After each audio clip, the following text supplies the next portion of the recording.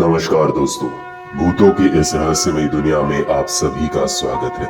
Video के शुरुआत में ही आप सभी को दशहरा की हार्दिक शुभकामनाएं। आज की कहानी महाराष्ट्र के एक छोटे से गांव की है, जिस गांव में नवरात्रि और दशहरा काफी धूमधाम से मनाया जाता है और खास करके नवरात्रि और दशहरा के दौरान काली माता की पूजा भी आयोजित की जाती है। ये 10 दिन इस गांव में काफी भव्य जत्रा आयोजित की जाती है। इस जत्रा में न केवल उस गांव के लेकिन पूरे जिले के लोग उस गांव में आकर दुर्गा माता की और काली माता की पूजा करते हैं। सुयोग नाम का एक नौजवान पेशे से पत्रकार था और ये जत्रा कवर करने इस गांव में पहुंच गया। लेकिन जैसे ही सुयोग इस जत्रा में पहुंचा तो उसे इस जत्रा के बारे में एक चीज काफी अजीब लगी और वो चीज ये थी कि इस जत्रा में कोई भी छोटे बच्चे भाग नहीं लेते थे। सुयोग ने देखा कि यहाँ पे तो सारे के सारे सिर्फ एडल्ट्स हैं। तो सुयोग ने एक बुजुर्ग को पकड़ा और सुयोग ने उनसे पूछा, भाई साहब, ये जत्रा तो काफी अच्छी है, काली माता की और दुर्गा माता की मूर्ति भी काफी अच्छी है, लेकिन एक बात बताइएगा, इस जत्रा में छोटे बच्चे क्यों नहीं आते? छोटे बच्चों को क्या इस जत्रा में आने से बैन किया गया है क्या? तो उस बुजुर्ग ने कहा, अरे नहीं भाई, ऐसे कुछ नहीं है। इस गांव में पिछले 2-3 महीनों से छोटे छोटे बच्चे गायब हो रहे हैं। हम पता नहीं लगा पा रहे कि ये छोटे बच्चे जा कहाँ रहे हैं। इसलिए रात के समय छोटे बच्चों को अपने घर से बाहर निकलना मना है।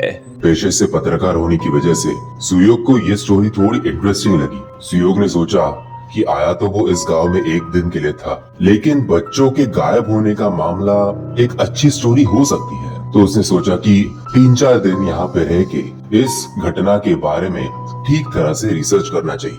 सुयोग ने जत्रा अच्छी तरह से कवर की, काफी सारे फुटेजेस उसको मिले। अब वो वापस अपने होटल की तरफ बढ़ रहा था। रात का समय था, सुनसान रास्ता था, उस रास्ते पे कोई भी गाड़ी नहीं। सुयोग अपने बाइक से उस रास्ते पे चल रहा था, लेकिन बीच रास्ते में ही अपने बाइक के हेडलाइट में उसे एक छोटे बच्चे की परछाई नजर आई। सुयोग ने झट से ब्रेक मारा तो उसने देखा कि वहां पर एक छोटी लड़की खड़ी थी। सुयोग ने आजू बाजू में देखा तो लड़की के माता पिता का कोई नामो निशान नहीं था। सुयोग को लगा कि शायद ये बच्ची अपने माता पिता से बिछड़ गई है और जो कहानी उसने उस जत्रा में सुनी उसकी वजह से सुयोग को लगा कि इसका इस समय इस रास्ते पे होना उचित नहीं है। इससे अपने माता पिता का नाम और घर का पता पूछकर इसे उसके घर पे छोड़ना ही सही होगा। सुयोग जैसे ही अपने बाइक से उतरने वाला था तो उसने देखा कि एक लंबा चौड़ा आदमी उस बच्चे की तरफ भाग कर आया और उस बच्ची को उठा के ले गया। सुयोग जोर से चिल्लाया,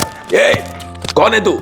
सुयोग अपनी बाइक पर बैठ गया और उस आदमी का पीछा करने लग गया, लेकिन उस आदमी का स्पीड बाइक के स्पीड से भी काफी ज्यादा था। ये देखकर सुयोग को कुछ बात समझ नहीं आ रही थी कि ये आदमी कौन है और ये इतने फास्ट कैसे भाग रहा है? खैर, उसका पीछा करते करते सुयोग एक घने जंगल में पहुंच गया। जंगल में पहुंचने के बाद जहाँ पे उसने बाइक रोक दी, उसके सामने उसे एक टिमटिमाती रोशनी नजर आई। सुयोग आहिस्ते आहिस्ते उस रोशनी की तरफ बढ़ा। नजदीक आने के बाद सुयोग को मालूम पड़ा कि इस घने जंगल में किसी ने तो अपना घर बनाया है और वो घर भी काफी डरावना लग रहा था। खैर, सुयोग को उस बच्ची की जान बचाने की ज्यादा फिक्र थी, इसीलिए और समय ना गवाकर सुयोग उस घर के अंदर पहुंच गया। जैसे ही उस घर के अंदर सुयोग पहुंचा तो सामने का नजारा देखकर सुयोग के पैरों तले से जमीन खिसक गई। सुयोग ने देखा कि वहाँ पे हवन की एक बड़ी आग जल रही है और उस आग के आजू बाजू तकरीबन 15-20 छोटे बच्चे पड़े हुए हैं। बच्चों का शरीर नीला पड़ चुका है।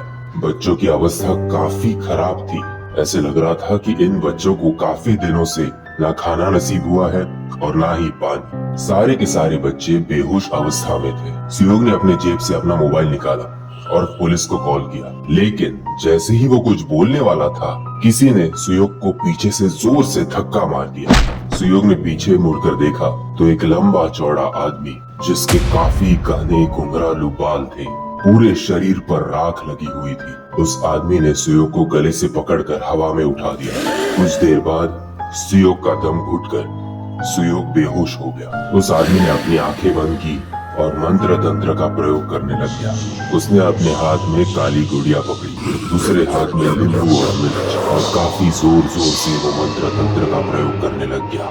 उन मंत्रों की वजह से उस घर की जमीन कांपने लग गई, आग और भी तेज हो गई। सारे छोटे बच्चे जो बेहोश हो चुके थे वो कठपुतलियों की तरह उठ गए।